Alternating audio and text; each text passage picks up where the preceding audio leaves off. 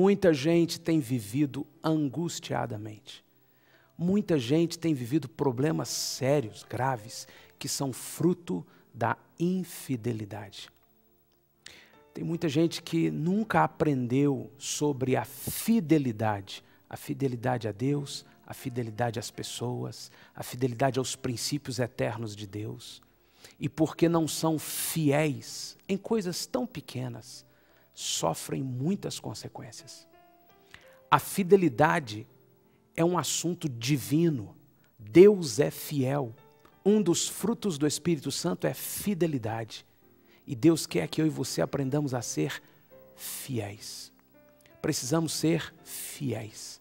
E Deus quer nos ensinar neste programa um pouco mais sobre fidelidade. É com muita alegria que nós estamos começando mais um programa Adoradores.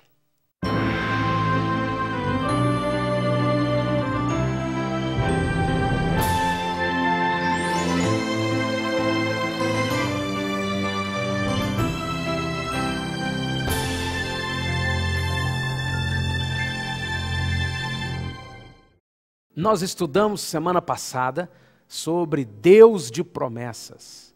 Nós vimos que Deus é um Deus de promessas, que Deus fez promessas ao homem, que em Abraão eu e você somos herdeiros de promessas maravilhosas.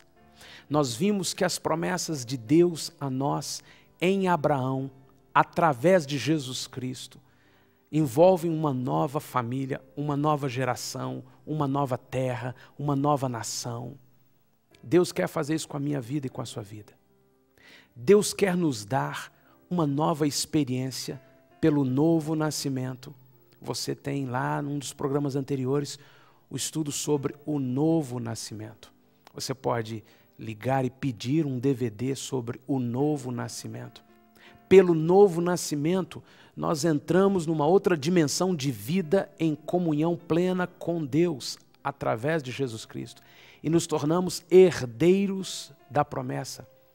E a Bíblia nos mostra, lá em Abraão, toda a dimensão da promessa divina. Te farei uma bênção, por onde você passar você será abençoado, e farei de você um abençoador, você abençoará as famílias desta terra. Deus tem esta promessa para mim e para você. Talvez você esteja me assistindo e vive uma vida difícil demais. Talvez você esteja realmente passando por lutas e dificuldades violentas no casamento, na vida pessoal, nas emoções. Nós estamos vendo aí uma doença que qualquer médico agora vai e fala assim, você é bipolar, você está com depressão, toma esse remedinho, toma aquele remedinho, e vai amarrando, aprisionando as pessoas nos medicamentos que são cheios de efeitos colaterais e vão destruindo, escravizando a vida de muita gente. Mas nós precisamos entender que Deus nos deu uma promessa de não vivermos debaixo de remédio, não vivermos debaixo de depressão. Não é isso, não é esta a promessa de Deus. A promessa de Deus é de uma nova terra que mana leite e mel, vida abençoada e sendo abençoadores. A pergunta que eu fiz semana passada é por que é que muita gente não está vivendo estas promessas de Deus? Então nós estudamos que para eu e você vivermos as promessas de Deus, nós precisamos nos qualificar. Na verdade, é nos enquadrar nos princípios de Deus. É interessante que Deus não faz acepção de pessoas, mas Deus responde a todos aqueles que o buscam de todo o coração. A palavra do Senhor diz que se eu e você buscarmos ao Senhor de todo o nosso coração, Ele nos atenderá, Ele nos ouvirá, Ele abrirá as portas, Ele abrirá as janelas dos céus, Ele derramará bênção sem medida. Clama a mim, diz o Senhor, invoca-me e responder-te-ei. Deus tem os ouvidos inclinados, atento o tempo todo para o clamor daquele que sinceramente busca por Ele.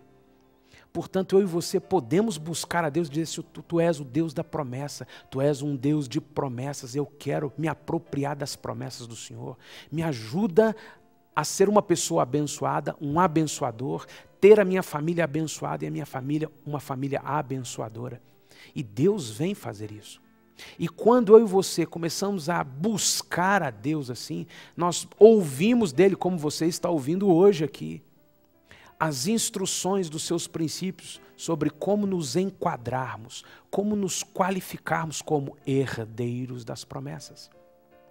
Vimos no programa anterior que Deus nos dá, entre tantas orientações, nós vimos 3 itens importantíssimos para o cumprimento das promessas de Deus na nossa vida. Precisamos ser alguém que adora a Deus. Adorar a Deus não é só cantar. Adorar a Deus é nos entregar a Ele.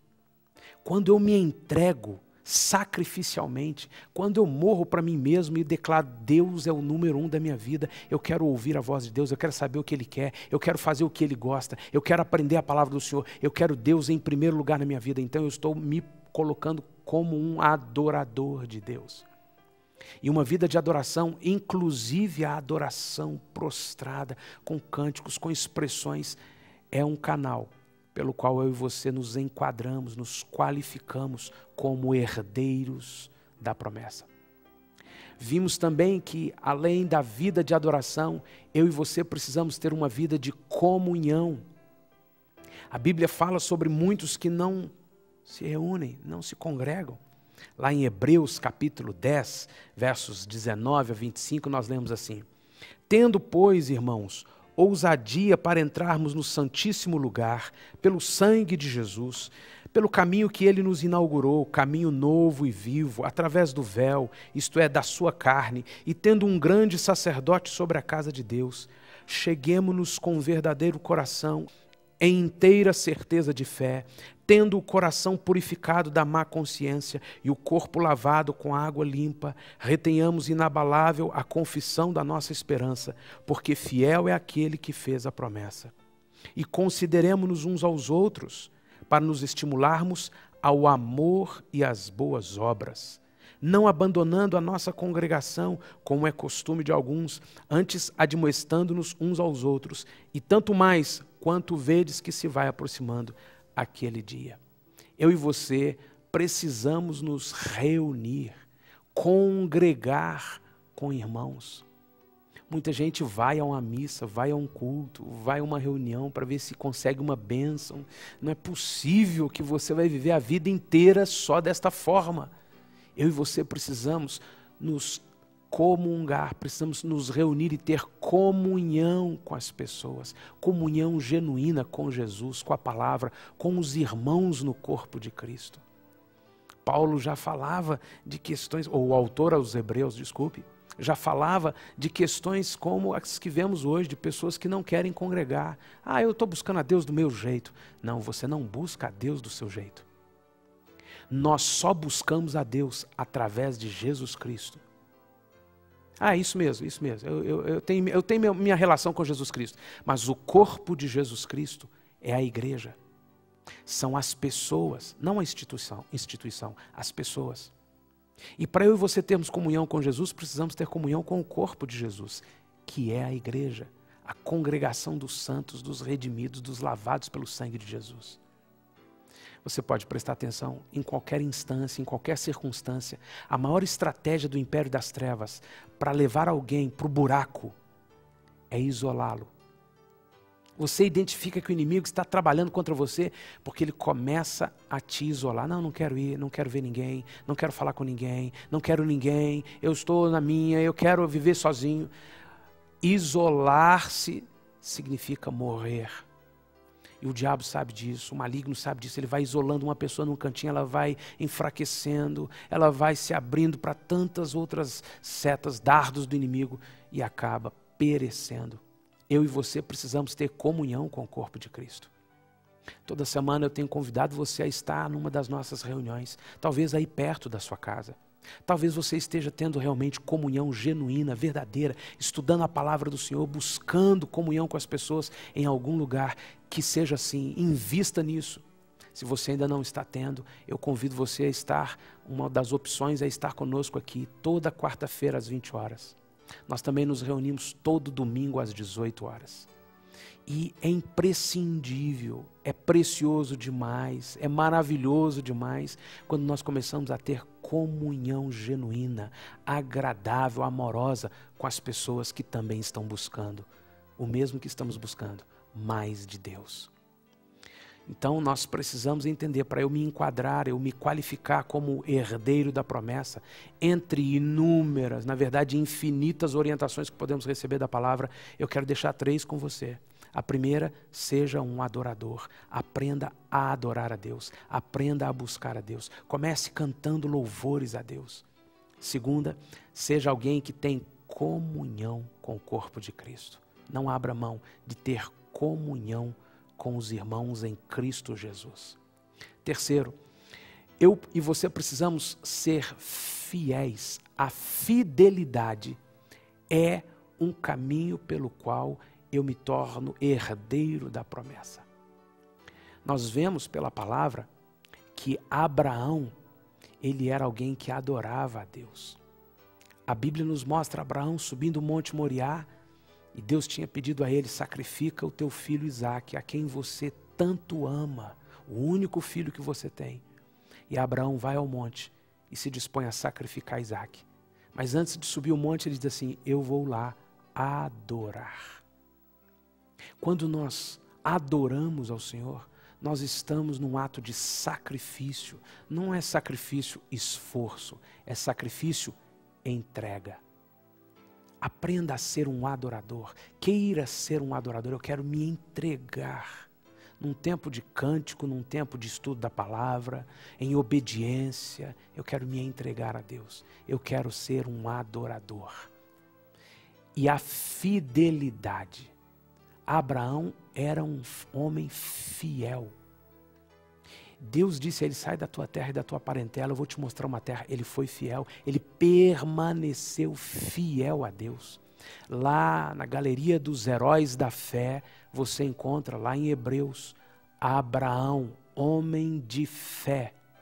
E é interessante que fé e fidelidade caminham juntas. A fidelidade é algo de alguém que tem fé.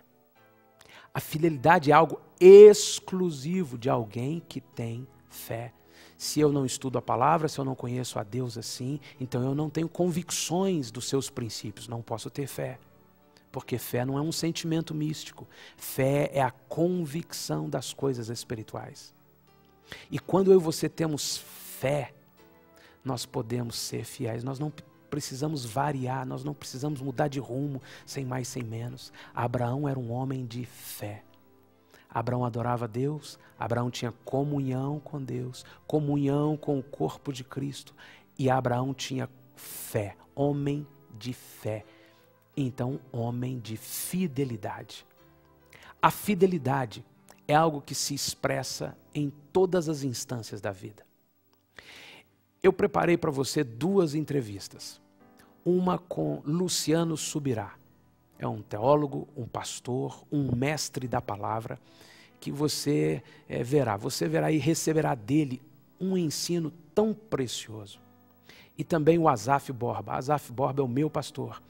E eu entrevistei os 2. E eu quero, nos próximos blocos, compartilhar com você estas entrevistas. E todos os 2 vão nos ensinar coisas muito tremendas sobre dízimo e sobre fidelidade.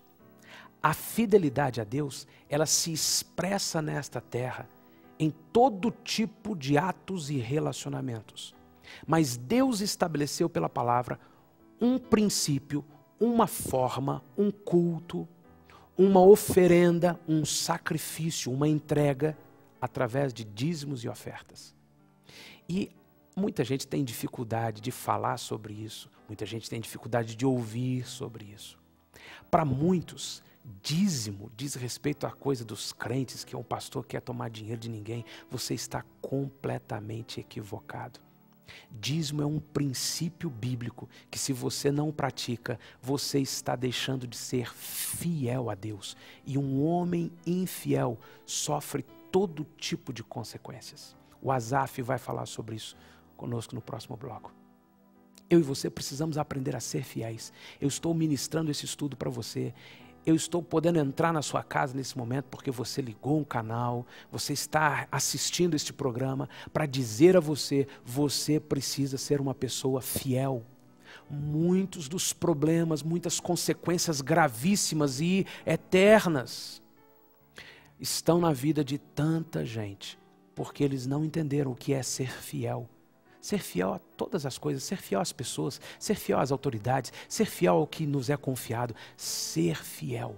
Que coisa maravilhosa, alguém aprender a ser fiel, ensinando nossa família a serem fiéis.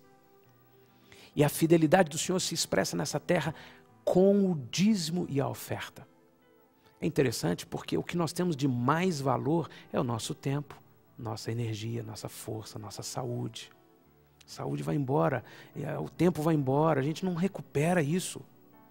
Então, quando nós transformamos nosso tempo, nossa saúde, nosso vigor em salário, nós temos no salário um representante de algo que nos custa muito caro.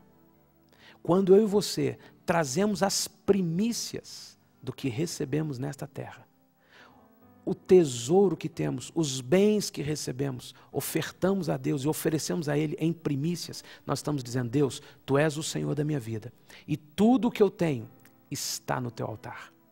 Então a palavra do Senhor diz que o devorador não pode vir mais. O maligno que vem para matar, roubar e destruir, ele não tem mais legalidade. Não é só sobre o dinheiro, é sobre todas as coisas da nossa vida.